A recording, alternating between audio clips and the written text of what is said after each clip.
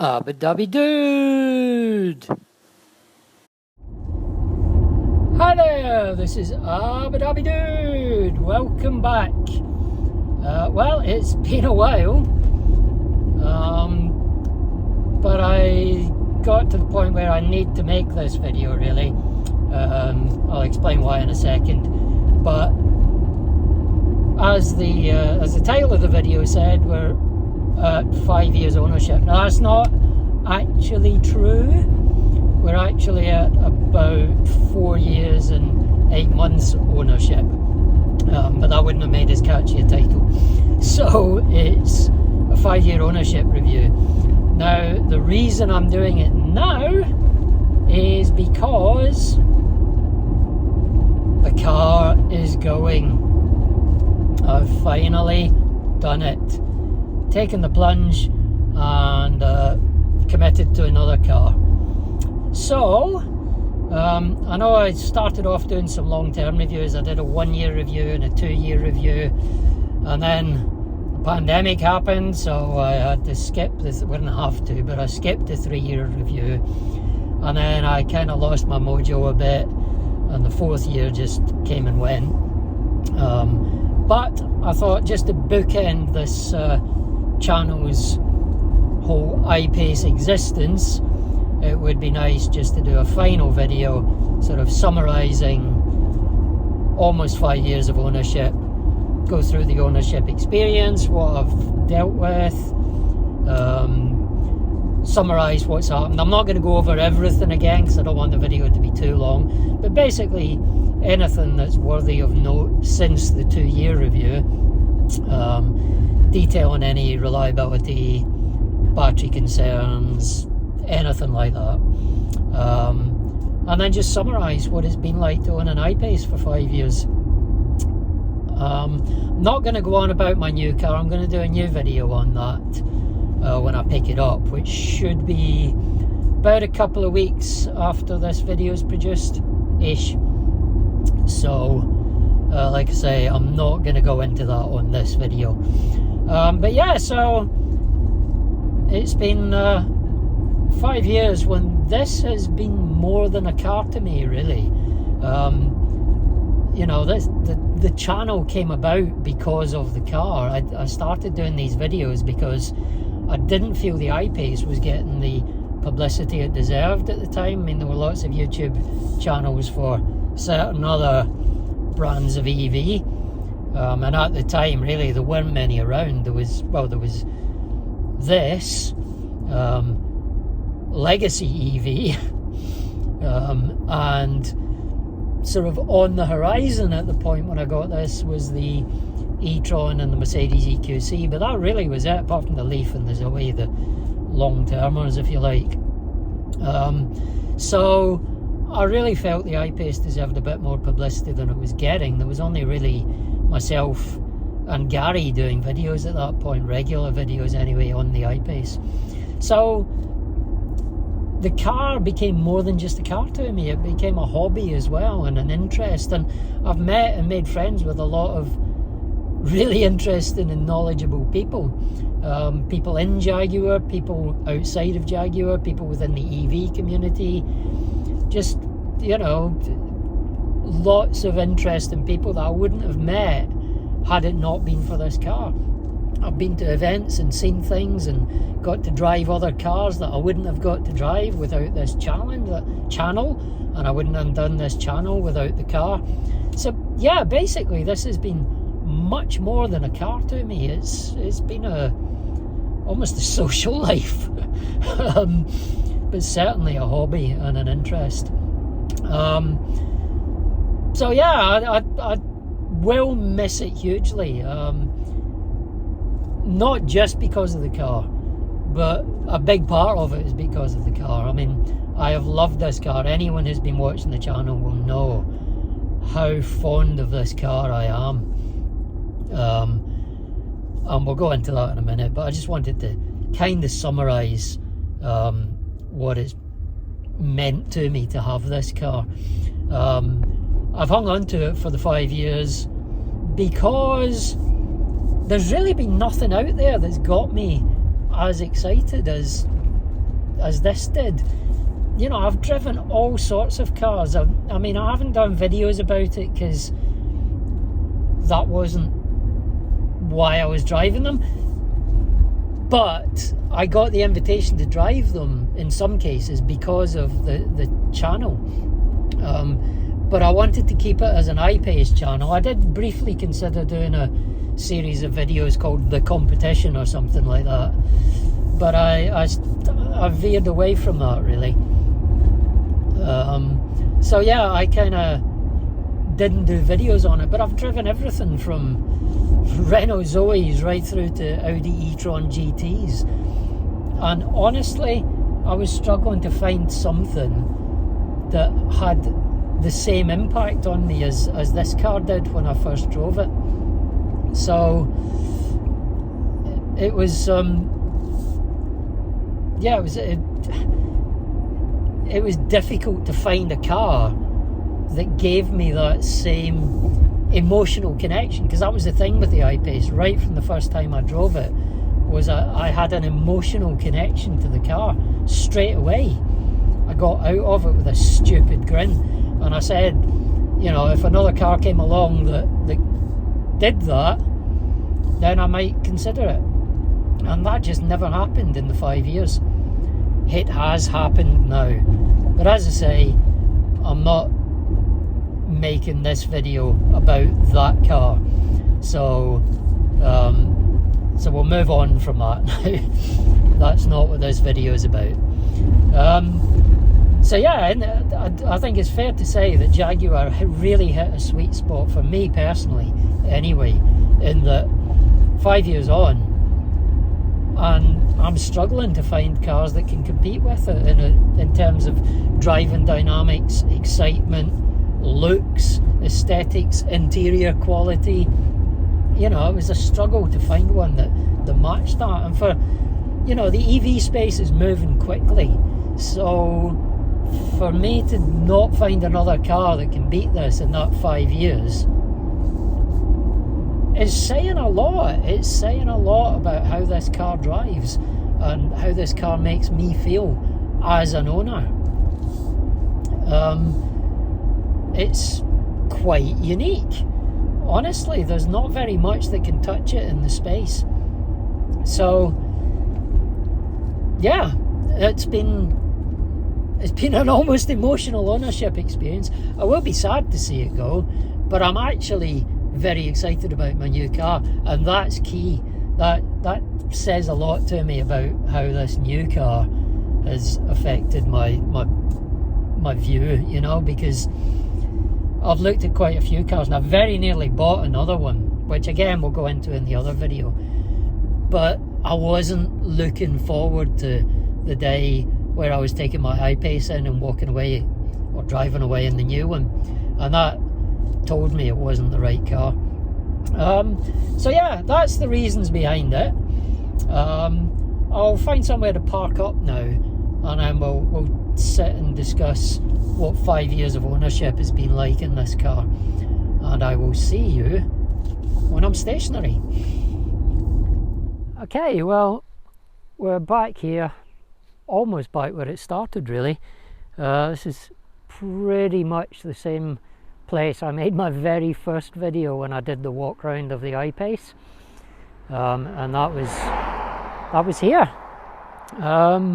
Slightly different lay-by. It wasn't this exact lay-by, but it was this location and this vista, and this view.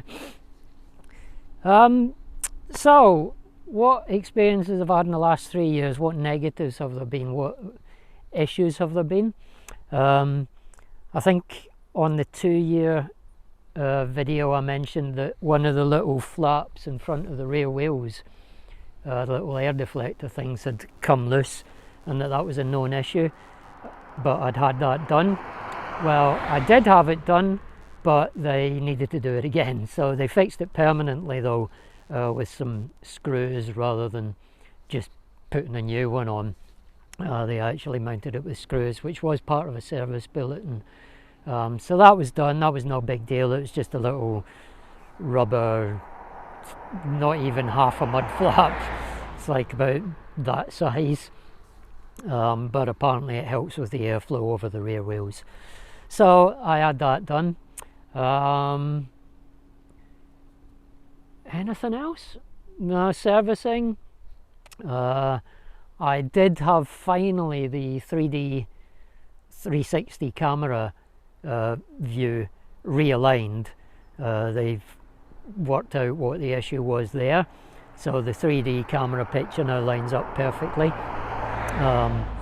I think that was since the 2 years. I'll be honest, I can't remember, but I think that was since the 2-year video was done. And the only thing that's had fixed, which was a fairly big deal well, wasn't a big deal, but it was a big repair, was that I noticed I use CarPlay all the time, so I never use the car's data, but I did notice that it wasn't getting a data signal anymore. So if you were to use the car's inbuilt navigation, you wouldn't get live traffic, things like that, and you wouldn't have been able to get the satellite view either. But I never use it like that. I just use CarPlay all the time now, to be honest with you, so it wasn't an issue. But I noticed it wasn't there, so I took it in thinking it would just be the modem, but they actually had to replace the telematics control unit, which I imagine would have been an expensive repair if it hadn't been under warranty. But it was under warranty, so I got a new TCU which actually had the new telematic software in it. So I'm now on 20.2, which they're not supposed to be able to provide for a car this old. I don't know, the differences are negligible, but I'm on 20.2 now. I think I was on 19.2 at the time. I think I had to I couldn't upgrade from 19.2, but now I'm on 20.2 with a new telematics unit. Other than that, it's had one repair which did cost me, which the aircon needed regassed. It needed topping up with gas. That was only a couple of months ago, and that cost me £140. So in the 5 years of ownership, that's been my total repair bill, was £140 for that, and then a couple of services, which were, I think the first one was about 120 and the second one was about 170 off the top of my head. So that, can't fault it in that respect. It's been a cost-free ownership experience, really, although it has obviously had some repairs done. Nothing major, apart from that very first repair. Apologies for that, somebody just pulled in a very loud motorbike. Apart from that very first repair, which was, I'm going to let them turn that off, thank you. Yeah, apart from that very first repair, which was a big one if you remember, but other than that, not had any major issues at all. It's been a few little things. I mean, the TCU could arguably have been a big issue if I was using the in-car sat-nav all the time and wanted that live traffic, but as I say, I use CarPlay all the time, so not a big deal. So yeah, that's been it really, just that one gassing up of the aircon, and the rest of it was fairly minor stuff. One big repair right back, I mean, I'd only had the car about 3 weeks at that point, but one major repair, which was all under warranty. There's had one recall, again that was covered in the first two videos, but there's a new recall out for it, so I'm getting it done actually about a week before I take the car for a trade-in, annoyingly, but it's got to go in for the battery software recall. If MD's seen the repair, the recall that existed for the Chevy Bolt in America, or America and Canada I suppose, and maybe a few other parts of the world, but certainly not the UK, they had a recall for their battery software, which was because of the LG batteries, which this also uses. So it's the same, effectively it's a recall for the same thing. I say it's going in about a week before I take it in for its trade-in, so I won't get the benefit, but it seemed only right to get the recall done as quickly as possible for future owners to benefit from it. So yeah, 2 recalls in 5 years on a product that was a brand new product to Jaguar at the time. You know, a new vehicle from the ground up, a new drivetrain, a new powertrain, all from the ground up. To have 2 recalls in 5 years is pretty good going, to be honest. So yeah, that's been it in terms of the ownership experience. It's been a very trouble-free 5 years, and I have had a great time owning the car and driving it. Really, it's just been an absolute pleasure. We'll go over things I've loved about the car and things that I haven't loved about the car now, I guess. And we'll start with maybe a bit of a walk round of the exterior to discuss those aesthetic elements. Okay, so the first big plus about this car, I guess, the first thing that I would say I love about it is that. Just look at it. It is such a beautiful car. You know, aesthetically, Jaguar got the design absolutely on point. And I absolutely love how this car looks. It's one of those cars that every time I park it, I get out and I look back just to check out my car again. And that's, you know, that's always the mark of a good car, really, I suppose. It's an old cliche, but if you park it up and you can't resist looking back as you walk away, you know, that's a car design that really works for you. Another thing I absolutely love design-wise is these wheels.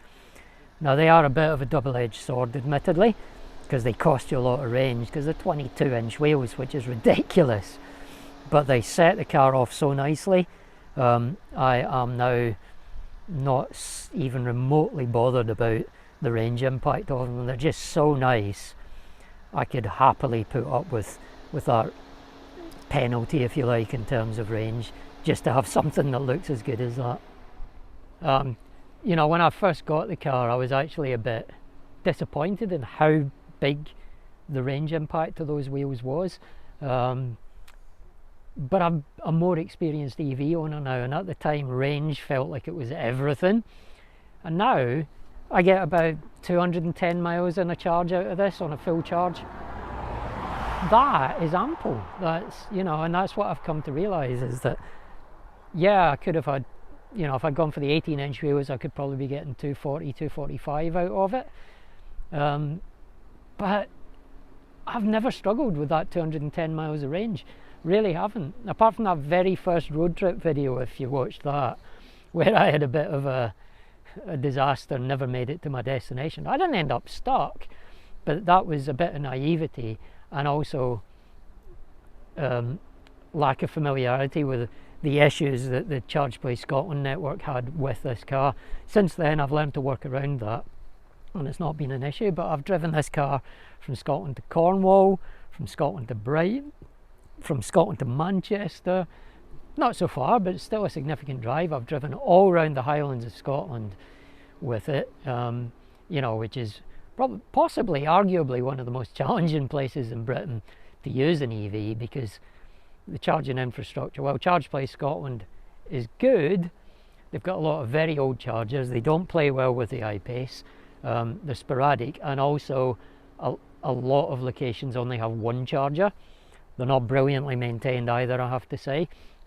Although that has improved, but it's still not perfect. So yeah, I mean, the 210 miles has never been an embarrassment for me. It's, you know, it's good 3 hours driving at British motorway speeds. I'm ready for a half-hour break by then, and that's what I found on the Cornwall trip, is I developed a natural cadence of about 2 hours driving, 20-25 minutes stop to charge, another 2 hours driving, 25 minutes stop, you know, and it was great. I got to my destination feeling a lot more refreshed, or a lot fresher, should I say, than if I had just got in a petrol car and driven 400 miles before stopping for a quick 2-minute petrol fill up, well, 5-minute petrol fill up, you know, and then another 4 hours drive. That 2 hours, let's say half an hour, wouldn't have been as much as half an hour in some of the cases, but 2 hours, half an hour, 2 hours, half an hour. And it really doesn't make a huge difference to your journey even over a 500 mile, well, just under 500 mile journey, it didn't really add that much to it. Probably added maybe over what I would do in a petrol car, maybe added an hour in total to the drive. But you know, because I wouldn't just, I'm not a person who would just drive in one stint with a quick refuel stop in between to get to Cornwall. I'm going to stop for a pee a few times, you know, 2 or 3 times. I'm going to stop for a couple of coffees. I'm going to want a snack. And those are the perfect times to do your charging stop, because it's plugged in while you're doing other stuff. And that's what happened going to Cornwall. You know, I never waited on the car charging. I was off getting a coffee, going to the toilet, you know, getting something to eat, whatever, and by the time I got back the car was charged. Usually the car was ready before I was. I think there was one stop where we went for a 10-minute walk to let the car charge up, and to be honest, the leg stretch was quite welcome at that point in time. So yeah, I mean, as I say, I could have gone for the smaller wheels and got better range, but I've learned with experience that really the range on this is enough. Now, having said that, I've gone for a car with more range, but we'll talk about that in the other video. But yeah, I mean, I've never really had a major concern with this. There's been times where maybe I would have wanted a little bit more, but it's never been a big issue for me. So I'm certainly glad that it was the 22-inch wheels on this car and not the smaller rims, because I just think the car looks superb with those wheels on it. Otherwise, from the exterior point of view, what else? XJ went past there. That was a disappointment that Jaguar binned the electric XJ, because that would have been a tempting prospect for me as a replacement. Aesthetics, what else do I love? Really everything about it. I mean, there's nothing on the looks of this car that I think, I wish they'd done that a bit differently. I mean, I love the headlights, that sort of angry frown that it has. I think that looks brilliant. The front grille, which was a real bone of contention at the time of release, lots of people saying it's an EV, it doesn't need a grille. But it makes a statement. It makes a statement. You know, it breaks up the front of the car, makes a definite statement about, A, this is a Jaguar, you know, that being one of their signature looks. They've gone away from it with the new I-Pace, admittedly, but you know, that's at the time that was the signature look of Jaguar. And you know, and I just think it does. It gives the front a really purposeful look. And I'm not against doing something for aesthetic purposes. Everything in life doesn't have to be completely functional. You know, that's the beauty of design, is incorporating things that look good into that functionality. And you know, so I've never had an issue with that front grille, and I actually like it. I think it looks great, and I prefer that to the new I-Pace with the flattened out grille panel. I don't know what you call it, body panel, where the grille is on mine. I think that looks better. What else is there on here that I really am fond of? Obviously, as I say, the wheels, oh yes, of course, the pop-out door handles. Pop-out door handles are a hugely, what's the word I'm looking for? Appealing thing. I like them. They're flush mounted. I mean, they help with drag, obviously, but the primary thing I like about them is just the look of them. You know, I like the drama, the impact of walking up to your car and the handles pop out and the mirrors swing out and the car's like welcoming you in. So I like that. I do like those handles. And that's, I suppose, aesthetics wise, yeah, just to say everything about the car, the lines of it. I mean, these haunches, this muscular front end where you get this sweeping angle, this crease line that runs right into the back end. That's a beautiful line, and those back end haunches, you know, it gives you that almost like a big cat tensed, you know, his muscles tensed to pounce, and it gives it I've always said it's something of a British muscle car, the I-Pace, because it's got that look about it. Ian Callum was bang on with the design of this car, absolutely spot on. So yeah, that's aesthetically, that's been a you know, all of those elements combined have made it a car that I just enjoy walking up to every day. Every time I walk up to it when it's parked, a little bit of me goes, whoa, that's nice. And then of course there's the interior. I mean, this is such a lovely place to be. It was one of the big selling points for me of the car. When I first test drove it, I mean, I pre-ordered it when it first launched on the day, or was it the day after the launch event happened? I got a pre-order in and paid a deposit. It was about 3-4 months after that I got to drive the car, and the car I drove was a first edition. I had the black interior, admittedly, not the oyster interior like this one, but that sold me on the car, because let's face it, the view you have of the car more often than not is not the exterior, and it's great to have a lovely looking car, as I said, but the view I get every single day is the interior.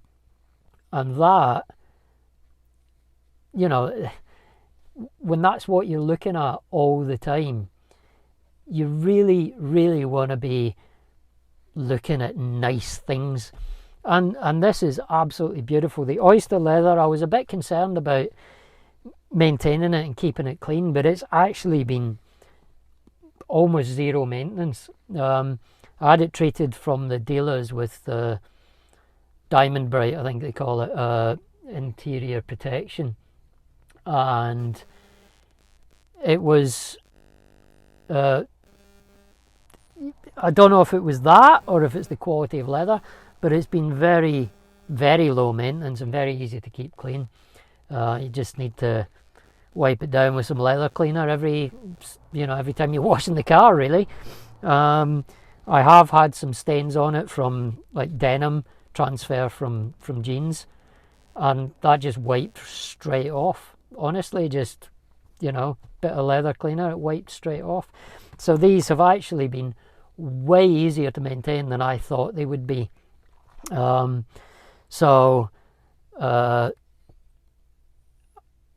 glad I went with it. It's made the interior much airier and brighter than the black interior of the test drive vehicle that I drove.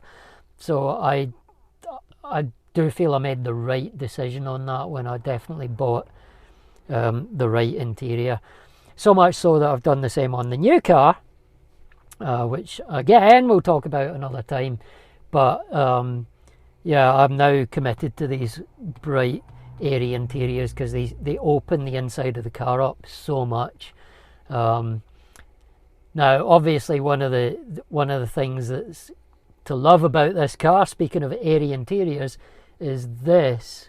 If I can get my hand into shot, this panoramic glass roof. It's beautiful, and I do love it. It makes the whole inside of the car again airy, bright, open, absolutely beautiful. I love that. And I think an engineer told me that the reason a lot of EVs come with that is because you can get rid of the headliner and increase headroom for the same height of vehicle. Partly because the batteries are under the floor. To have the same amount of headroom, you would have to raise the roofline. And on a car that wants to look sporty, you don't want to be raising the roofline any higher than you need to. So with a glass roof, you can get rid of this headliner area, this here, where the glass, without the glass roof, if I can just tilt you up a bit, the roof would come down to about there, where with the glass roof you're getting about an inch of extra headroom, which partially compensates for the raised floor from the batteries.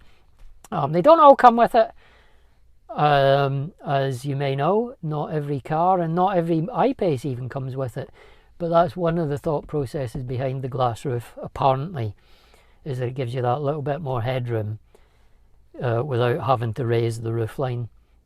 even further. So yeah, I love that. Spectacular, and was always a talking point when people get into the car for the first time. They almost always go, "Ooh, that's nice." So that was lovely. This infotainment system, the Touch Pro Duo, as it is in this car, it's the Pivi Pro on the new ones. Forgive the dust. I need to clean this. It is a trap for fingerprints and dust. But yeah, it's. I love this layout. I think it's great. I think they've absolutely got a perfect balance between buttons and touchscreen, and haven't fallen into that trap of going too far into the touchscreen realm, because some things just work better as hard physical buttons. Temperature control, those temperature control dials are brilliant.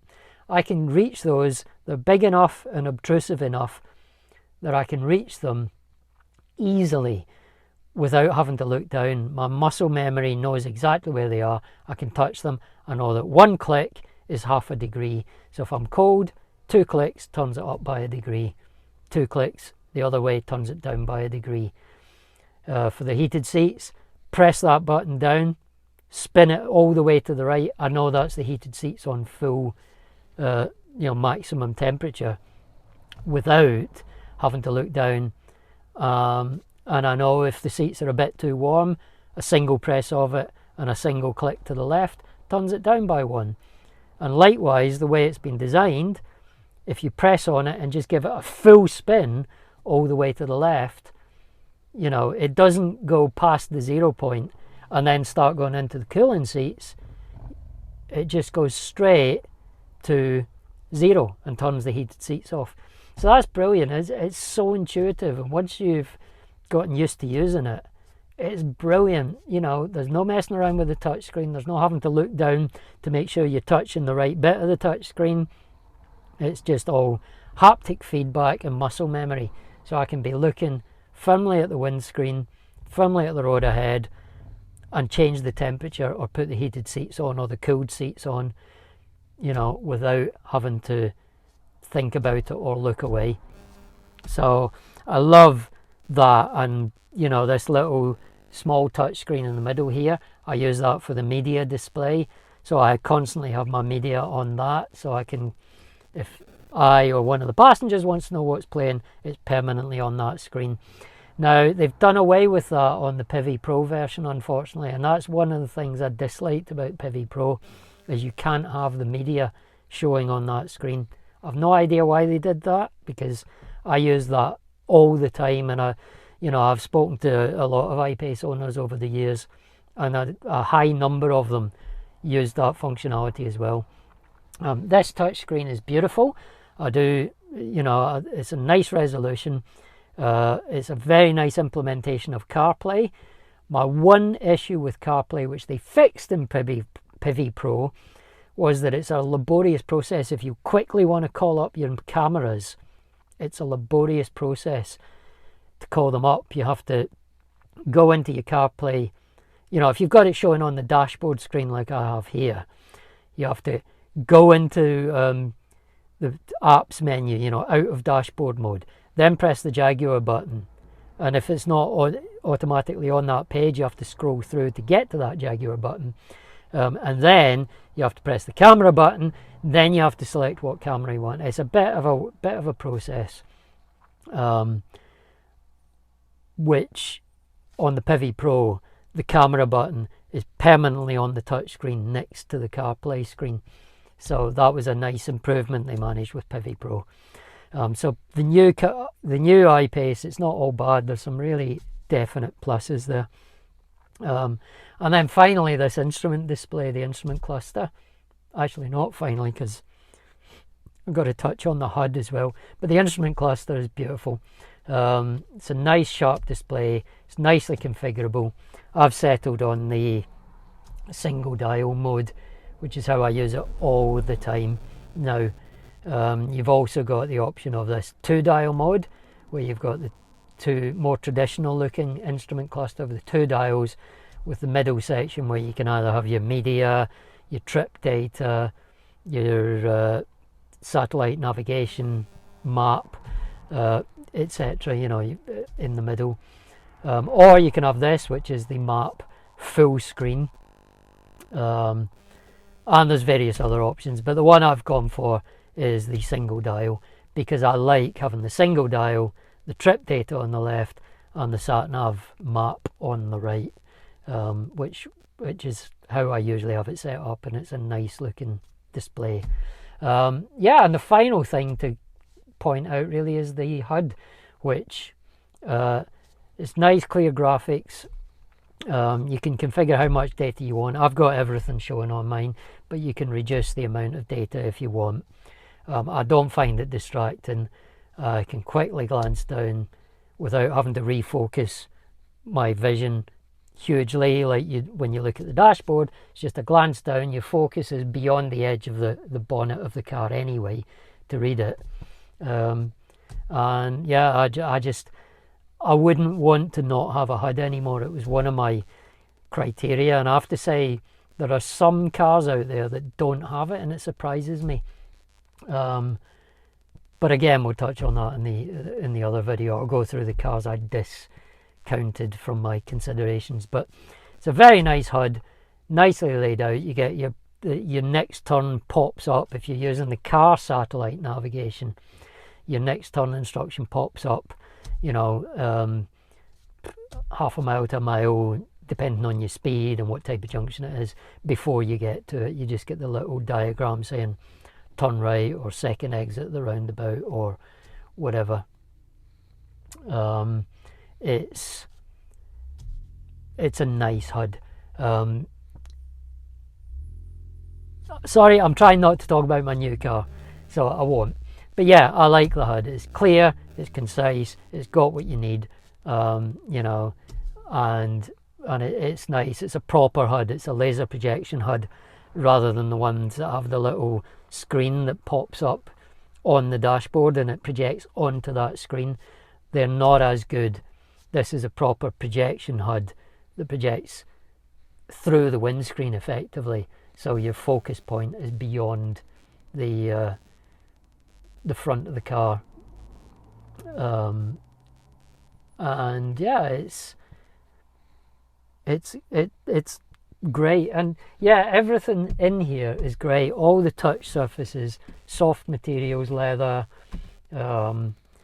nice buttons, nice configuration. The sound system is awesome. The Meridian sound system is superb. Yeah, interior, lovely place to be, as is the back of the car. I don't often carry rear passengers, but my parents go in there. We've had friends and family in there as well. So although I don't often carry rear passengers, I do it often enough that it matters, and everybody that's been in there thinks this is a nice place to be, so got to be happy with that. So there you have it, just a brief summary of what it's been like to own this car for 5 years, what I like about it, why I'm drawn to it, why I've kept it for 5 years without replacing it. And really it's been a lack of competition. To me, it's been in a class of its own in terms of the driving experience, the build quality, the interior quality, the luxury feel, and the sheer aesthetic, muscular good looks of it. There's not been much to rival it, even over the 5 year period, which shows how right they got it, to my mind. So yeah, I mean, as I say, ownership experience for 5 years, and a little bit about the last 3 years in terms of reliability and costs. If you want to see the first 2 years, there were 2 separate videos for the 1 year and the 2 year mark that you can watch from earlier on my channel. But yeah, that's what it's been like to own. That's why I've kept it. There's not been many downsides. Obviously 5 years on, technology's moved on a bit, and there are cars which charge faster and are more efficient. Efficiency is not the I-Pace's strong point. I'll be the first to admit. It does not get great miles per kilowatt hour. I'm averaging between 2.5 and 3 miles per kilowatt hour, which is not great, but with the big battery it's still getting me more than 200 miles of range, which is, as I've said already, perfectly adequate. But I am slightly, I don't know if disappointed is the word, but I'm a little bit surprised that in that 5 years Jaguar haven't at least improved the charging speed. It's still charging at 100 kilowatts. Okay, I've had up to 109. I think the maximum I've seen is 109. But really nowadays, for a car at this price point, really I would be looking to see at least 150 kilowatts, if not 200 kilowatts as a minimum. So it's a shame that hasn't moved on. But as I said, again, for me, it hasn't been an issue. That charging speed has not been a problem. You know, every time we've done long road trips, the car's been ready when we were ready, you know. So from that perspective, you could argue they've got it right. But it's not just about pitching it right. At this price point and this luxury level, you want to be more than just pitching it right. You want to be selling it to your prospective customers as something that is is right out there, with the best of them. And I'm afraid 100 kilowatts doesn't really do that anymore. So I do think they should have improved on that. They haven't though. And the efficiency, I think they could have maybe upgraded the motors on it to improve efficiency a bit. I mean, I'm not an engineer, but other companies are managing better efficiency with similar performing vehicles, similar levels of performance. So, they could, I think, in 5 years have done something with the motors. They are very, very good motors, but again, I just feel that at this point in the EV curve, 2.5 miles per kilowatt hour is not really going to cut it. I mean, at the time it was competitive. I mean, Tesla Bjorn, as it used to be, Bjorn Island, did a comparison video of the I-Pace against the Model X, which are, similar cars in terms of size and weight, and it compared very favourably. You can check that out on his channel if you're that interested to do so. But at the time, it was an efficient car for the size of car and the technology at the time. It was very efficient. Now, the world has moved on, technology's moved on, engineering has moved on, and really, it's not, as I say, there are cars similar weight and size getting better efficiency, and it's something they should be addressing, because this car with this battery and these wheels could be getting 250 miles with improved drivetrain technology. I mean, the ones with the small wheels, the 18-19 inch wheels, you're looking at a 320 mile car probably, with improved drivetrain technology that other car manufacturers have. So they could really be at the cutting edge with just some fairly small improvements to this car. But none of that is a reason not to buy one. I just think that when you're selling a car that is pitched between, I don't know what the base model starts at nowadays, but I think it must start at somewhere about 65, and it goes right up to, you can spec one of these up to 95 easily, if you get an HSE and add a few options. That's a lot of money, and really you want everything to be at the cutting edge when you're getting up to that kind of price point. So while the charging hasn't proven to be an issue for me, and the speed has been absolutely fine on the long road trips I've made, I do think that for that kind of price, you want everything to be right at the pinnacle. And likewise, with a drivetrain improvement, to get that above 300 miles would really put them in a place where, it would be a much easier purchasing decision for people. So that's my take on the I-Pace, really. I've loved it. I would not have changed it for anything over the 5 years. At no point in the 5 years has there been something where I've thought, oh, wish I had one of those. Genuinely, this has been the best car I've ever owned, and I've owned some good cars in my time. This car, none of them have I connected with on the same level as I've connected with this. It's been an absolute joy and a pleasure to own. So yeah, it's going to be a sad day when I part with it, but I am hugely looking forward to my new car, which you'll find out about in due course. I'm very excited by my choice. I'm very excited to pick it up, and I'm very excited to spend time learning it and getting to know it in the same way that I've gotten to know this car, because I've come to know it intimately over the 5 years, and it's been a journey in itself.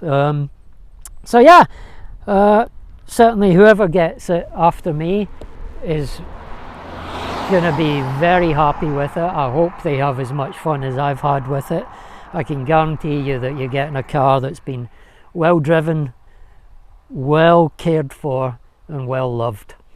So that's really it, I suppose, for this video. It's a bit of a farewell for the I-Pace, a bit of a homage to the I-Pace. I do hope you've liked it. If you have enjoyed it, then do click on the thumbs up button and give the video a like. Feel free to comment down below if you've got anything to say about anything I've observed over this video. And if you want to be notified when that next video goes up, if you're particularly interested to know what I've bought, then click on that subscribe button and then click on the little bell to enable your notifications, and that way you'll get notified as soon as that video goes live, because I will be doing a video on that car and what it is, why I've bought it, and just a bit of an intro to my new vehicle. So yeah, thanks for being with me. If you've been watching this far, I appreciate it, and hopefully I'll see you for the big reveal on the next video. Till next time, this is Abu Dhabi Dude saying so long, take care, see you soon, bye. Abu Dhabi Dude.